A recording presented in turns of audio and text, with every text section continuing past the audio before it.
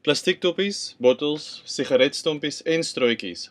Dis maar net 'n paar rommelartikels wat ons op Saterdag 17 September langs die strand op Robben Island opgetel het as deel van internasionale kusopruimingsdag.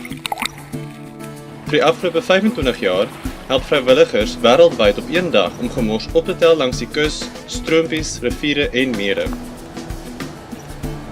Weg het gaan help saam met sowat 100 vrywilligers om die kus rondom Robben Island te help skoonmaak.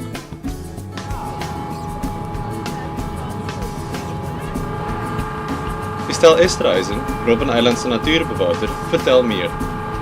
We've had this going for a few years now, and it's always a great success, and it's wonderful to have all these volunteers here to help us out. We get a lot of rubbish that comes in from Cape Town and from passing ships, so we definitely need this.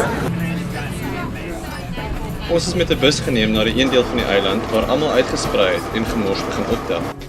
We're going to give everybody bags and also a sheet that you're going to fill in. Whatever you pick up, you're going to mark off on the sheet. So the best is to work with a team of 2 people. One can mark on the sheet and the other one can collect the rubbish.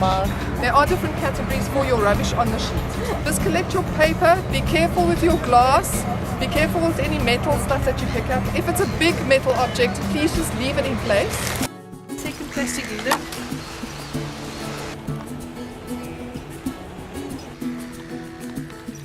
Die inligting wat versamel word, dien 'n belangrike doel.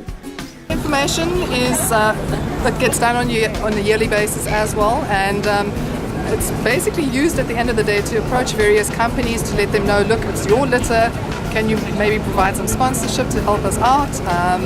And we also then can identify what people are actually littering with.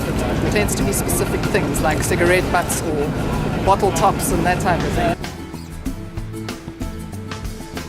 Oor die afgelope 25 jaar is die volgende 5 artikels die meeste opgetel. 9 miljoen plastiekbottels, 10 miljoen koppies, borde, vurke, messe en lepels, 13,5 miljoen doppies en deksels, 14,7 miljoen kosverpakkings en houers, en die item wat die meeste opgetel is, sigarette, 52 miljoen. Suid-Afrika het 'n byna 3000 km lange kuslyn en is ons taak om te help om dit skoon te hou.